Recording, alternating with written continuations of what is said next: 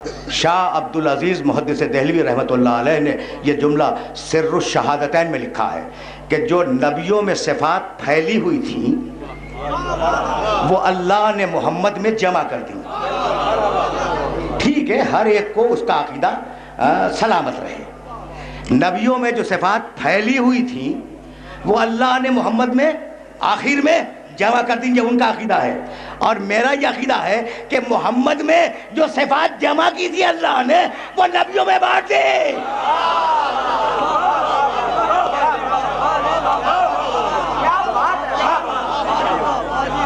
پہنچ رہا ہے میسج؟ اچھا بھائی، یہ نوجوان بہت گردنیں ہلا رہے ہیں، میں اسی طریقے سے پڑھوں یا واپس جاؤں نہ رہ دے کی طرف؟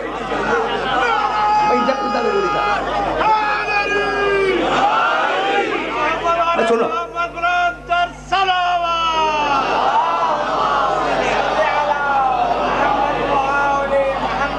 آج کچھ کام کی باتیں ہو جائیں نا، مقام محمد عربی تھوڑا سا سمجھ میں آ جائے تو پھر ربیع الاول میں عید میلاد النبی منانے کا لطف بھی ہے. اور ٹھیک ہے نا؟ تو بھائی سنو، انہوں نے کیا لکھا؟ سر الشہادتین. اچھا، یہ کتاب بھی اردو میں ترجمہ ہو چکی ہے اور تمہارے شہر سے چھپی ہے. انہوں نے لکھا، دیکھو اب میں ان کا نام لے چکا، بار بار نام دہرانا بھی قابل خلاف احترام ہے، تو اب وہ کتاب دیکھ لینا تم. انہوں نے لکھا کہ ختم نبوت کے معنی یہ ہیں، آرام سے سننا اس لیے کہ میں تمہیں نتیجہ دوں گا. ختم نبوت کے معنی یہ ہیں کہ جو صفتیں انبیاء میں الگ الگ تھیں وہ ساری صفتیں پروردگار نے محمد رسول اللہ میں جمع کر دی. مثلا آدم کا علم رسول کو دے دیا، ابراہیم کی خلت رسول کو دے دی، نوح کا حلم رسول کو دے دیا، موسیٰ کی کلیم اللہ رسول کو دے دی، تو جو ایوب کا صبر رسول کو دے دیا، شکر رسول کو دے دیا. مختلف پیغمبروں کی جو صفتیں الگ الگ تھیں وہ رسول میں جمع کر دی. ٹھیک بھائی، آرام سے سننا. اس لیے کہ یہاں اگر یہ بات میں پہنچا سکا تو میری یہ جو 5 دن کا قیام ہے لاہور کا اور 3 تقریریں، یہ محنت سوارت ہو جائے گی. ان کا قول کوٹ کر رہا ہوں. تو ساری صفتیں جو نبیوں میں تھیں وہ ساری صفتیں اللہ نے محمد رسول اللہ میں جمع کر دی. بس ایک صفت کو روکا اور وہ صفت ہے صفت شہادت. شہادت نہیں ملی رسول کو، ہے نا؟ تو اب یہ تو ممکن نہیں تھا کہ اللہ کسی صفت سے رسول کو دور رکھے، تو اب اس نے وہ صفت شہادت دونوں نوازوں کو دے دی.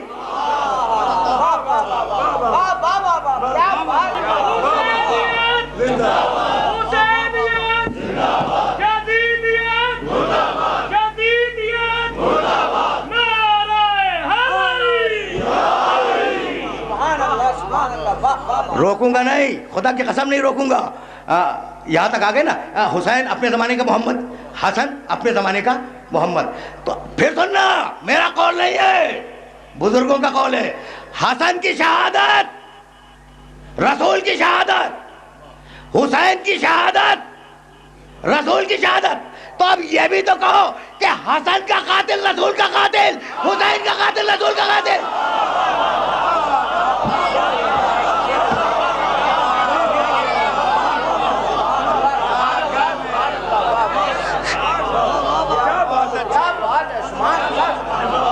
عجیب مرحلہ فکر ہے نا، جہاں میں اپنے سننے والوں کو لے کے آ گیا. اچھا، تو اب میں ظاہر ہے کہ اب اس قول پہ زیادہ رکوں گا نہیں، اس لیے کہ اب تو آیا ہوں میں بڑے نواسے تک، یہاں رکنا نہیں ہے مجھے. لیکن اب ایک جملہ تو کہوں گا. دیکھو، اس بزرگ کے قول کو تھام لینا مضبوطی سے کہ جتنے نبیوں کی صفتیں تھیں وہ پروردگار نے پیغمبر کو دے دی، اور جو پیغمبر کو نہ دے سکا وہ اولاد کو دے دی. شہادت نہیں دے سکا، مصلحت نہیں دی، اولاد کو دے دی. تو اب بھائی سننا خدا کی قسم، اور یہ جملہ رائے گا نہ جانے پائے. عمر کی بھائی، عمر نوح طویل تھی، نوح کی عمر بہت طویل تھی، محمد کو نہیں ملی. عیسیٰ کی غیبت بہت طویل ہے، محمد کو نہیں ملی. تو اولاد میں ایسا ہونا چاہیے جس کی عمر طویل اور غیبت میں ہو.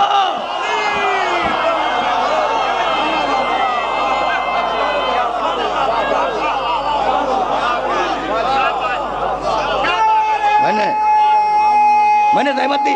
عجیب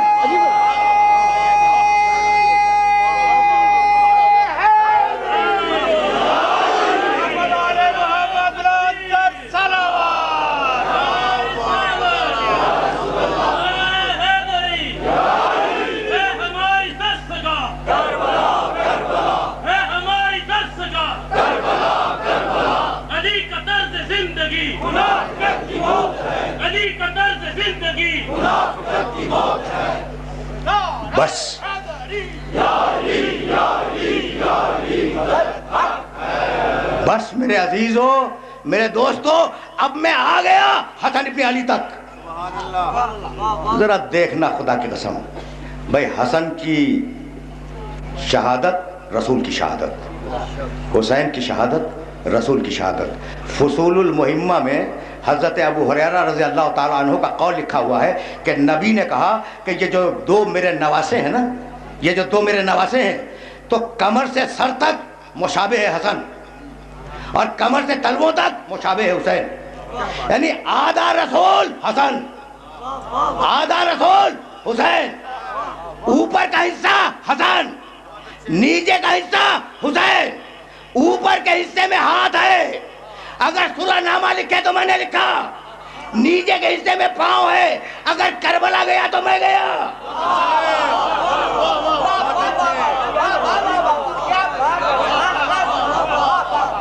عجیب مراحل فکر ہے، عجیب مراحل فکر ہیں جن مراحل فکر پر اپنے سننے والوں کو لے کے آ گیا. تو اپنے زمانے میں محمد ہے. بھائی اس بات کو یاد رکھو گے کہ یہ جو ابنانا ہیں آیہ مباہلہ کی روشنی میں، تو زندگی میں حسن نے جب بھی اپنے باپ کو پکارا امیر المومنین کو، تو بابا کہہ کے نہیں پکارا، یا ابا الحسین، اے حسین کے ابا. اور جب حسین نے پکارا اپنے باپ کو، یا ابا الحسن، اے حسن کے والد. اور جب رسول کو پکارا، یا ابتے، اے بابا. تو یہ بیٹے ہیں رسول کے. اب جملہ سنتے جاؤ. اب ذرا علی کے بیٹے کو دیکھنا اور رسول کے بیٹے کو دیکھنا. جنگ جمل ہو رہی تھی، اونٹ والی جنگ، ٹھیک ہے نا، جنگ جمل ہو رہی تھی. محمد حنفیہ علی کے بیٹے ہیں، سب جانتے ہیں، بڑا بہادر شخص محمد حنفیہ. دیکھو شیر اپنے بچے کو، شیر کا شکار جانتے ہو نا، شیر اپنے بچے کو تعلیم دے رہا ہے. جب محمد کو جنگ جمل میں بھیجا ہے، جاؤ نہج البلاغہ میں دیکھو، تو کہنے لگے یا محمد تقدم، محمد جاؤ میدان جنگ میں. محمد، اچھا حسن حسین ہیں موجود، کہا یا بنائی، میرے بیٹے محمد میدان میں جاؤ. تزول الجبال ولا تزل، پہاڑ ہٹ جائیں، خبردار تیرے قدم ہٹنے نہ پائے. شیر اپنے بچے کو آداب جنگ سکھلا رہا ہے. تزول الجبال ولا تزل، پہاڑ ہٹ جائیں مگر تو اپنی جگہ سے نہ ہٹنا. تد فی الارض قدمائک، جا میدان میں اور زمین میں اپنے دونوں قدموں کو گاڑ دے. وعز ناجزیک، اور اپنے جبڑے کو، اپنے اوپر کے دانت کو نیچے کے دانت پہ دبا دے. وانظر بے بصرک الی اقصی القوم، اور تیری نگاہ پہلی صف میں نہ رہے، آخری صف پہ رہے. وَأَعِرِ اللَّهَ جُمْجُمَتَكَ، جا، لیکن جانے سے پہلے اپنے سر کو اللہ کی بارگاہ میں قربان کر دے، نیت قربانی کی ہو. وَعَلَمْ أَنَّ النَّصْرَ مِنْ عِنْدِ اللَّهِ، اس کیفیت میں جائے گا تو فتح یاب آئے گا، تو گھمنڈ نہ آنے پائے کہ میں نے جنگ فتح کر لی. یاد رکھنا کہ یہ دی ہوئی اللہ کی ہے. سنا تم نے محمد حنفیہ کو تعلیم جنگ دے رہے ہیں علی، اور اس کے بعد پشت پہ ہلکا سا دھکا دیا، کہا جا بیٹے محمد میدان میں جا. ادھر سے تیروں کی بارش ہوئی، محمد ہچکچائے، پھر تیروں، علی نے پھر دھکا دیا، محمد 2 قدم آگے بڑھے، پھر ہچکچائے، تیروں کی بارش اور تیز ہو گئی. اب محمد کے لیے آگے چلنا مشکل تھا. اتنے میں حسن ابن علی اٹھے، اور اٹھنے کے بعد آگے بڑھنے کے بعد محمد حنفیہ سے تلوار لی. تلوار لینے کے بعد محمد کو اشارہ کیا واپس جاؤ. محمد واپس گئے، اور حسن ابن علی نے ان تیروں کی بارشوں میں اکیلے حملہ کیا فوج پر. دوڑاتے ہوئے اونٹ تک پہنچے، اونٹ کی ٹانگیں کاٹی، آئے اور تلوار کو علی کے قدموں پہ ڈال دیا. محمد حنفیہ غمگین ہے کہ جو کام میں نے کر سکا حسن نے کر لیا. ایک مرتبہ علی نے محمد کو اپنے سینے سے لگایا، کہا محمد شرمندہ ہونے کی بات نہیں ہے، تو میرا بیٹا ہے، وہ محمد کا بیٹا ہے.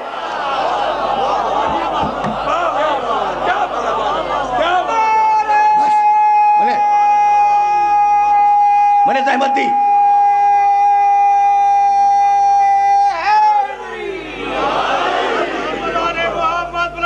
سنتے جاؤ.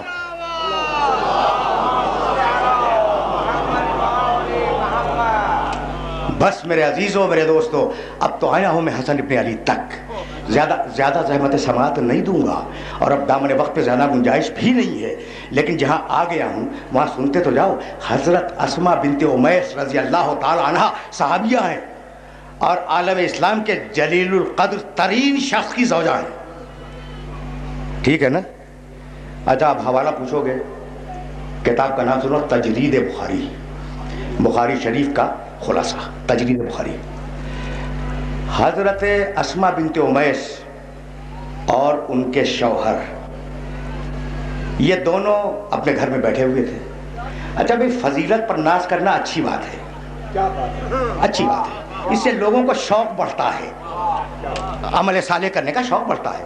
تو میاں اور بیوی میں، بیوی کو تو جان گئے، میاں کو بھی جان جاؤ گے، عالم اسلام کی بڑی شخصیت۔ گفتگو ہوئی فضیلت کی کہ کون افضل ہے، تو حضرت اسماء کہنے لگی کہ میں آپ سے افضل ہوں،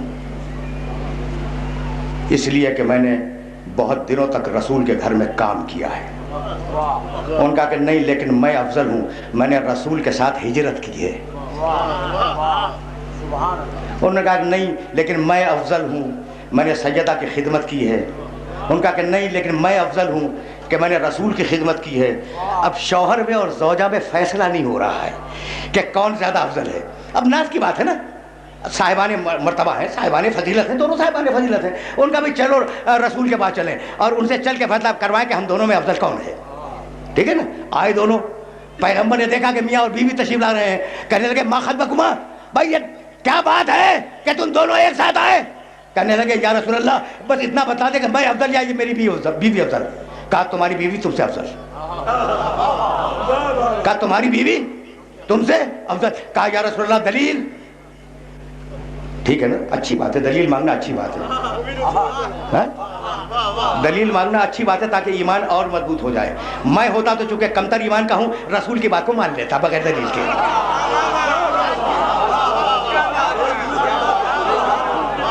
سمجھ رہے ہو؟ سمجھ رہے ہو نا؟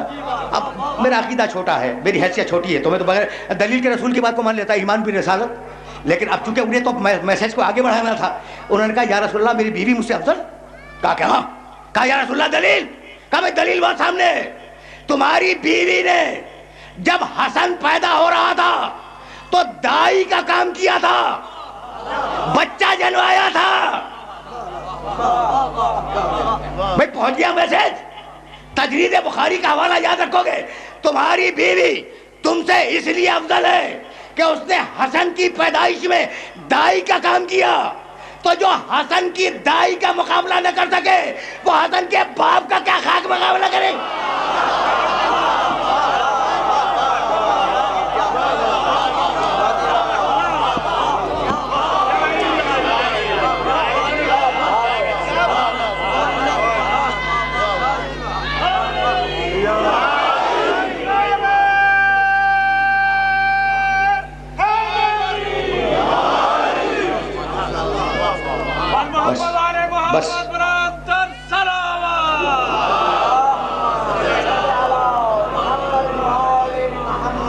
بس میرے دوستوں میرے عزیزوں، اس سے زیادہ زحمت نہیں دینا چاہتا، لیکن میں کیا کروں کہ اس شہزادے کا تذکرہ بہت کم ہوتا ہے۔ جب صلح ہوئی ہے نا، صلح، تو امیر شام نے کہا بھائی اس جملے کی پوری قوت کو محسوس کرو جو حسن نے جواب میں کہا ہے، پوری قوت کو محسوس کرو۔ جب حسن ابن علی سمجھ میں آ جائے گا، تو جب صلح ہو گئی نا، صلح حسن، تو امیر شام حسن کو دیکھ کے کہنے لگے یا حسن انا خیر منک، میں تم سے بہتر ہوں، اے حسن میں تم سے بہتر ہوں۔ سر اٹھایا امام حسن نے اور کہنے لگے میں تو یہ بھی نہیں کہہ سکتا کہ میں تجھ سے بہتر ہوں۔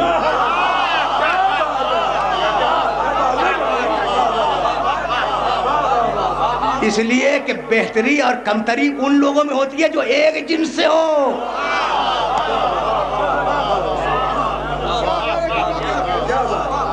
کیا عجیب و غریب مراحل فکر ہیں، کیا منازل ہیں، کیا رتبے ہیں.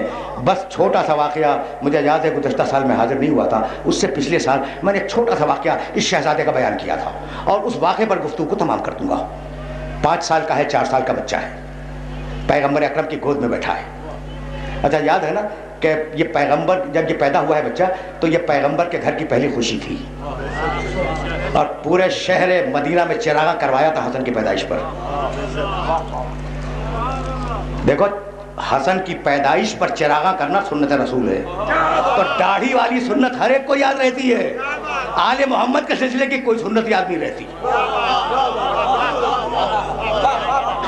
سمجھ رہے ہو نا بات کو؟ یعنی ہے یہ مسائل ہیں. اچھا تو حسن ابن علی پیدا ہوئے، 5 سال کے ہیں، رسول کی گود میں بیٹھے ہیں. رسول اپنی مسجد میں تشریف فرما ہیں، اور صحابہ کرام رضوان اللہ تعالی علیہم اجمعین وہ پیغمبر اکرم کو گھیرے ہوئے بیٹھے ہیں. یہ واقعہ سننے کے قابل ہے. میں نے بڑا مختصر بیان کیا، گزشتہ سال وقت نہیں تھا، 2-4 دقیقوں کی مجھے اجازت دے دو، آج بھی وقت نہیں ہے. تو صحابہ کرام گھیرے بیٹھے، حسن گود میں، رسول بیٹھے ہوئے. اتنے میں دروازے مسجد سے ایک پرہیبت اور باشکوہ بزرگ داخل ہوئے.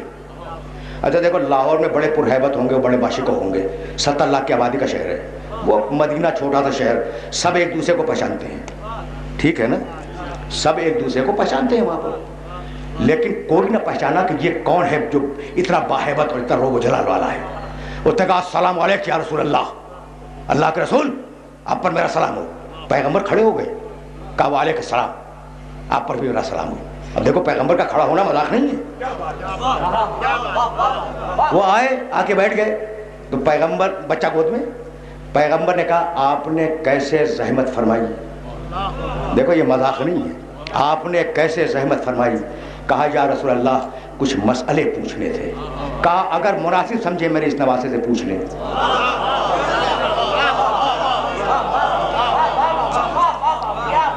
اگر مناسب سمجھیں میرے اس نواسے سے پوچھ لیں.